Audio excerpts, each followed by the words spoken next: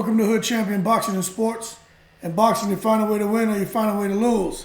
Deontay Wilder is planning a return to the ring, but there's some growing concern about whether Deontay Wilder can get back on top. When I say on top of the heavyweight division, I don't mean being the undisputed champion, because he was never that. But just for him to be back on top in a position where he's considered maybe the number one or number two boxer. Right now, he is, I think there are mixed opinions on that. But the one thing where I think most people agree on is Deontay Wilder is a true fighter and deserves to be respected as a fighter, especially for how he performed against, arguably the best pound-for-pound heavyweight boxer right now, Tyson Fury. But some of the reasons why people are concerned is because of not just the statements being made by Wilder, but also because of his trainer Malik Scott. So the first thing, and the fact that Deontay Wilder, that kind of ties into Malik Scott, stamina issues. So the first thing is when they've been taking a look at Deontay Wilder's statements, and I pulled a couple of them and pasted them into this chart, where he says, you got to understand, I make more money outside the ring now. When you hear somebody talking like that, it's kind of, you can't help but wonder what's going to motivate them to return to boxing. Such a brutal sport, especially with everything Wilder has been through since he started, but in particular with those Tyson Fury fights. You're making more money outside of boxing now. And remember, inside of boxing, Deontay Wilder's making millions. A lot of money for those Fury fights. For him to return to boxing, he's going to make probably just as much, if not more, okay? There is a high demand for Deontay Wilder to be back in boxing. And when the demand is high, the supply is low, the price goes through the roof, okay? Basic economics. And Deontay Wilder is such a high demand for him, and there's such a low supply of guys who can knock people out the way he can, and in that dramatic fashion, and also for the demographic that he appeals to. Deontay Wilder returning to boxing can get him very handsome paydays. But if you have someone who's comfortable, financially set, and that was the main motive of coming into boxing, what happens now when training gets tough? What happens now when there are those days where there's a bit of a tension or disagreement between him and his trainer? What happens where maybe the wife now doesn't want you to really go and do it because she doesn't want to see you get hurt or she's concerned?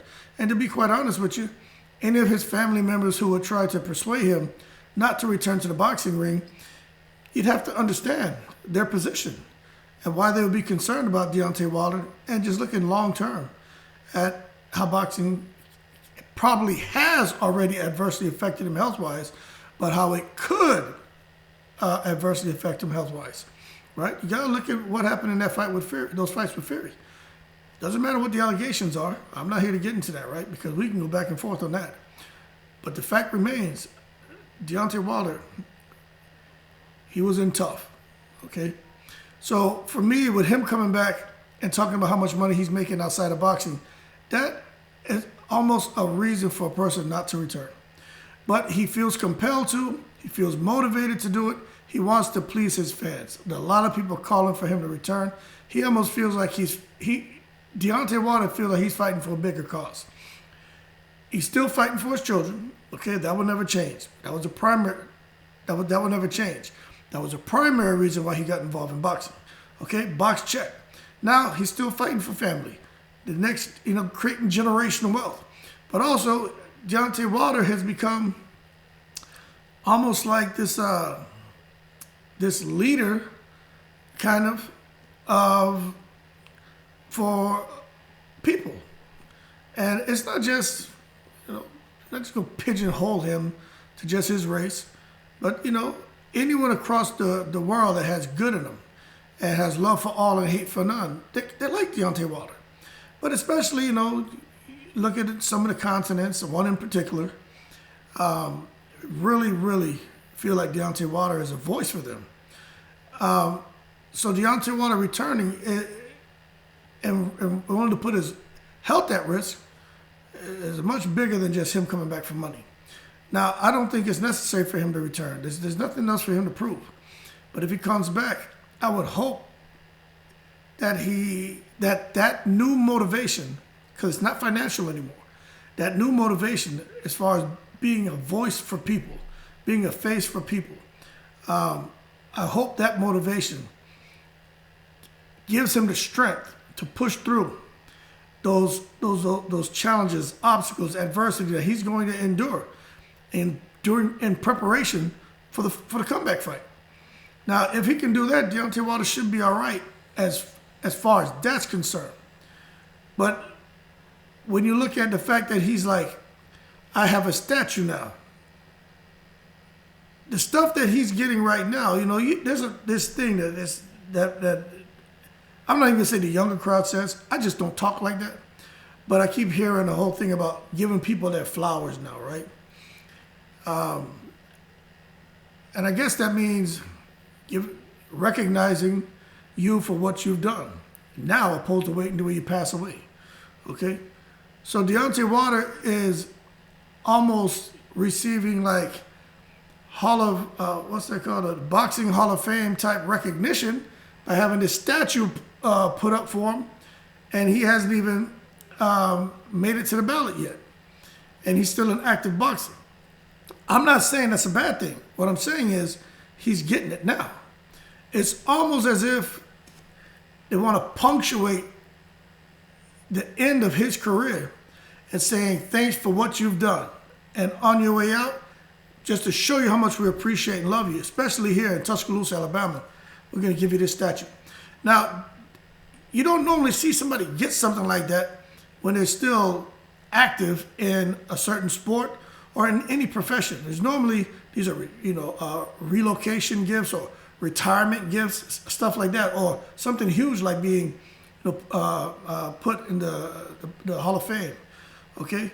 But that's a huge accomplishment for him, but it does make me wonder, are those things going to kind of relax him in a sense, okay?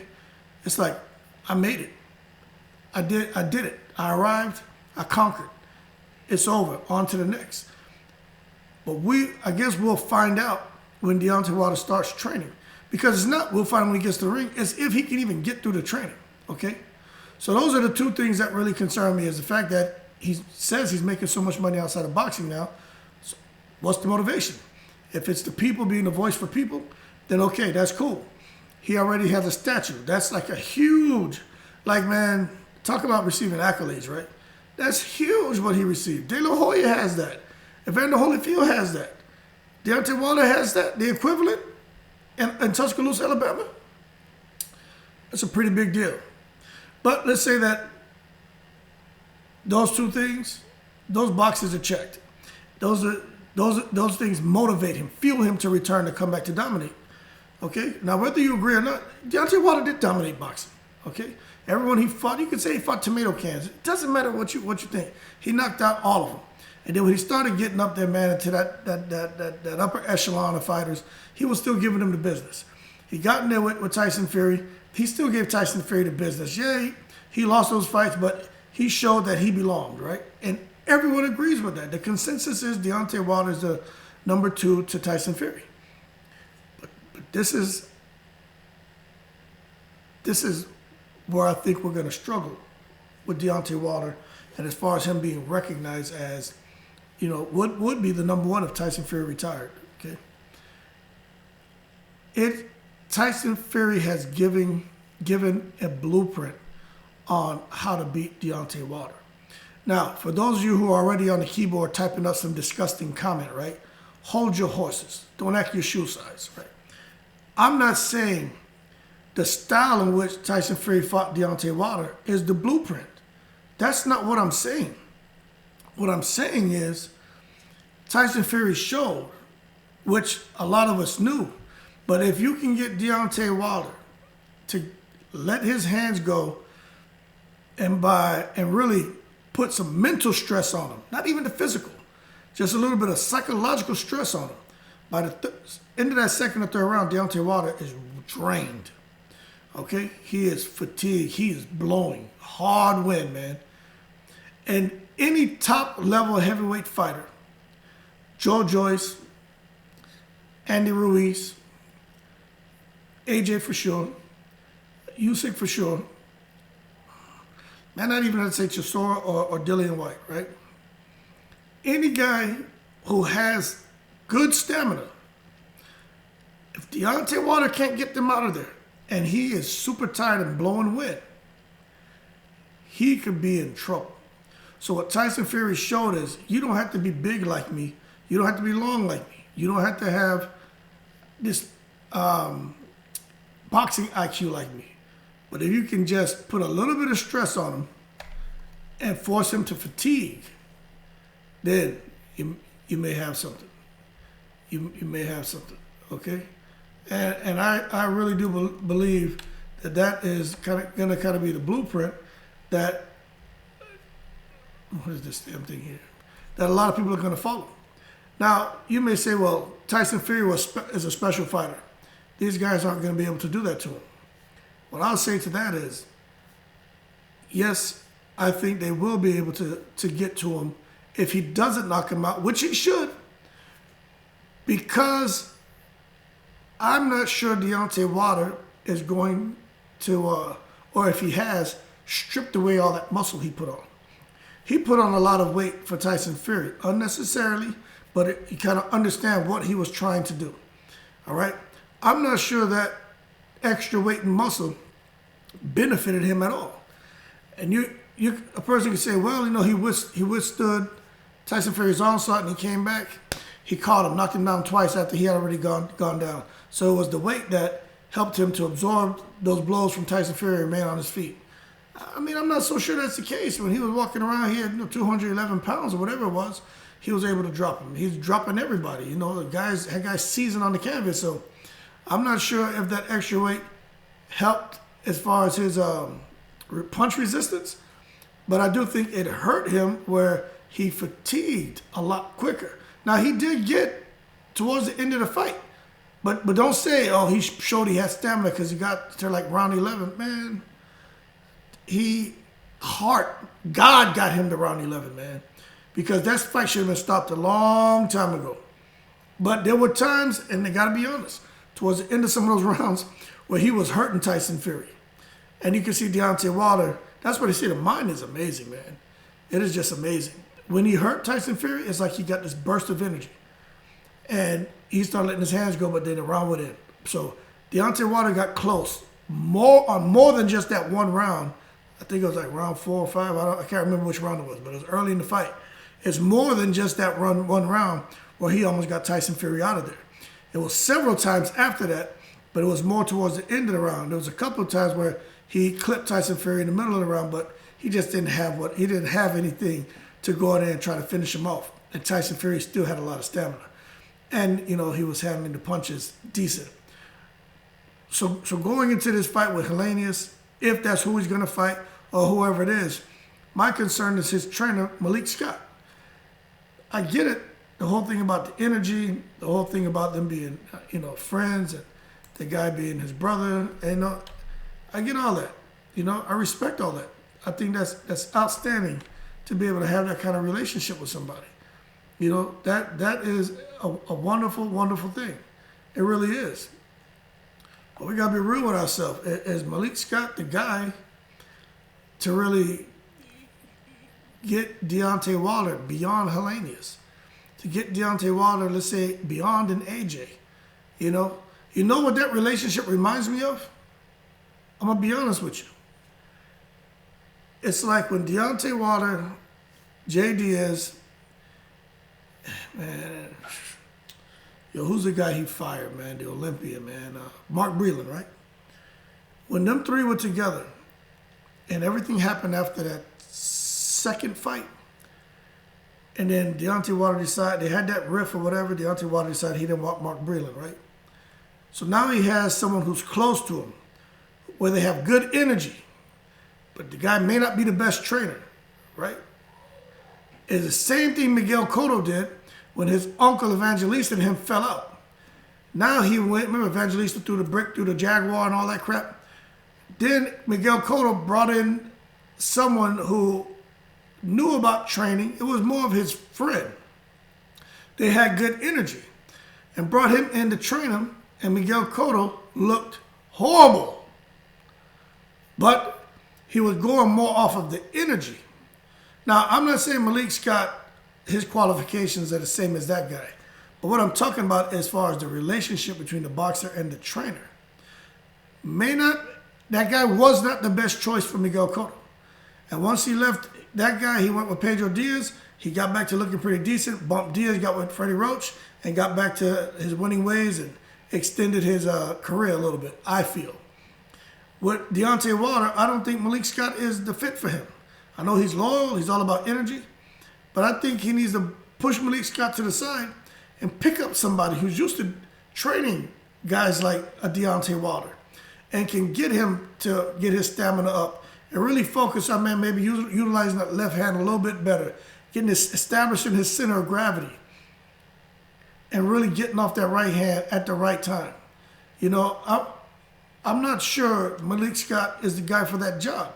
I'm not saying he did a bad job because Deontay Wilder looked pretty good in that third fight. He did get better. But if they've been working since then Deontay Wilder should show up in the ring and he should put on an exceptional performance. But if for some reason he doesn't look that well and he still has the stamina struggles, well, Deontay Wilder may have to do like Miguel Cotto and, you know, I love you. It's not personal, but I'm going to go this direction. And that's only if he really wants to continue his career. But we'll see what happens. But some good choices for Deontay Wilder. Helenius is, that's not an easy fight, okay? I understand he lost to Dillian White, he lost to Chisora, but this Helenius is not the same one. But, you know, he's going to be right there in front of Deontay Wilder. And if Deontay Wilder can touch him, he can get him out of there. But it's not an easy fight. But I think good fights for Deontay Wilder, especially if he strips some of that weight. So this is what's so funny about it. Deontay Wilder needs to lose weight to get back to where he was, the 208 to 220. Andy Ruiz needs to gain another 20 to 30 damn pounds. You know what I'm saying? So Andy Ruiz doesn't look that effective because he's losing damn weight. He looked better when he was big and fat, okay? And I always liked Andy Ruiz. I was watching Andy Ruiz before most people even knew who that guy was. But he was a bald-head guy with shaving all of his facial hair off, looked like a baby, a little fat baby in the ring, clipping people. You know, that Andy Ruiz. Back in 2010, 12, 8 to 10, around 2010, 2011. I was like, who is this guy? Okay, so I've been watching him for a while. But back to what I was saying. Andy Ruiz needs to put the weight on. Deontay Wilder needs to lose it. And I'm really hoping Deontay Wilder returns to form. I really do. But those are the concerns, man. He's got the money. He's got the statue. Okay? What's to motivate this man when things get rough in there? He's got the family that loves him. I'm sure they're not all telling him, jump back in there. I'm sure that's not what he's hearing. Now, going into that third fight with Tyson Fury, I am confident the consensus was, get back in there. Because they felt that maybe, you know, there was some cheating involved. There was some crap going on. They tried to kill the man in the ring, right? Got into that third fight. Now everyone is kind of like, okay, it is what it is. Very competitive fight. You almost got him out of there, but you lost. Why come back to the ring? You know what I'm saying? So we'll see, man. But I'm going to tell you this. And you see, he's sleeping in silk pajamas. Now, I've said this in several videos, but I'm sure all of you watching this have heard this before. What Marvelous Marvin Hagler said. It's kind of hard to wake up and run, whether it's 5, 6, 7, 8, 9 miles in the morning, when you're waking up, when you're sleeping in silk pajamas. He's right. There's one thing when you're sleeping in your jockey shorts, you understand? And then you have on silk pajamas. Got a nice little lady there, soft little something next to you. You want to get up and go run 10 miles? Crazy, man. You know what I'm saying? But we'll see. We'll see. But I do think that for Deontay Wilder, he's going to have to figure out something. I know for me, what's always helped for me, especially when I was cutting weight, and and I was just talking about like coming like from going off the shelf straight to the pavement. Yeah, I used to start off, man, running like up on inclines and hills. The first day or so, I'd probably walk, jog a little bit, walk, jog a little bit because, man, my shins, my knees, everything. Second day, same thing. Walk to a certain point, try to jog a little further than I did on the first day. Third day, whether it was a slow jog, I didn't care as long as I could keep my feet going. Man, by the damn third week, straight up jogging, you know what I'm saying? Up inclines. And I would have to just, sometimes I would stop to get my wind because, man, when you run those inclines, man, it's rough. And then just keep going. Then at some points it will level out, then you go up again, it'll level out. And maybe about 45 minutes into the run, I would turn around, so it's more downhill, But that climb was rough. I used to run like an hour and 45 minutes, man. And that first half of that trip, brutal, man, running those hills. And it wasn't no full sprint. There were certain points where I could sprint some of it, but other points, it's so steep, it's just, you just had to keep moving. It's so ridiculous, depending on the hills you run. So damn steep. Those inclines are crazy. And you just slow jogging. Your feet are barely even moving because that's how steep the incline is. And then when you finally get to a point where it kind of breaks even, then you jog in place for a little bit, get your wind, and then it continues as long as you don't stop. But no kidding, man. Man, that shit will really help your stamina. And when you run like on a level pavement, man, like a damn gazelle. And I think Deontay Wilder, I know he has knee issues, man. He can't run necessarily on those inclines, but it says, running or cycling an incline route levels up your average cardio session and makes you work harder. Even incline walking is challenging. It strengthens your heart, lungs, and your legs, And then there's breathe training and stamina. But the incline, you watch Manny Pacquiao, when they used to run, the guy had a route. That route, he always ran that route. De La Hoya, everybody has certain routes they run. And it's hard to deviate from that, because if it works, why change it? And I just think for Deontay Wilder, he needs to figure something out. If he's going to let go of the heavy artillery in every round, he's going to have to find something where he can quickly get his second win. And right now, if someone is putting that mental pressure on him, it's hard for him to get a second win, and he shouldn't have the same struggles like he did with Tyson Fury. But if he has some, I'm going to put it to you this way, right? I think Deontay Wilder destroys Derek Chisora. But if Derek Chisora, he showed pretty good head movement, but Deontay Wilder's so long, right? But let's just say somehow Derek Chisora can get beyond the Deontay Wilder right hand. And by round 4, Derek Chisora still plodding along that Joe Frazier stop bouncing shoulder, cross guard style. And he's still throwing. And Deontay Wilder is fatigued and he goes up against those ropes. Because Deontay Wilder doesn't really, back hit the rope, step to the side, shoot the right hand, counter left, or uppercut hook, right hand, step around. He doesn't punch off the ropes. Okay? There's certain shots you can throw to get you out of danger. All right? He'll just be there sitting duck. And a guy like Chisora, who shouldn't win, could have an opportunity. So I think that's probably the next thing for me is just Deontay Wilder figuring out what kind of exercises he can do to really increase his stamina. We know he can't run. They have air assault bikes. We know he hits the heavy bag. Stair climbers. He doesn't do sprints because he doesn't run. He can do box jumps, but he probably doesn't want to do that. Double unders, mountain climbers, and burpees, right? But they got guys smarter than me who will figure out what he's going to do. But if he's going to come back, I just really hope that he really takes a hard, honest look at the areas of where he struggled. And not worry about the allegations, not worry about what things that were outside of his control, right, that plagued him in the fight. Look at the things that he had control over and figure out how to improve in those areas where maybe he felt were a bit deficient. But that being said, I'm looking forward to Deontay Wilder coming back. I think Deontay Wilder has everything it takes, especially after that experience he went through with Tyson Fury. he has everything it takes to come back to boxing and do very good. And he could even go on and win that undisputed distinction, because AJ and Usyk are gonna fight. He's gonna be a winner. But let's say AJ wins, he fights Tyson Fury. It depends on how AJ looks, man. If Robert Garcia can bring the best out of AJ, AJ should clip Usyk. But that's just not an easy fight for either one of them. But if AJ wins and he goes to fight Tyson Fury, cool. But if Tyson Fury is really serious about being retired, at some point the WBC is going to take that belt back.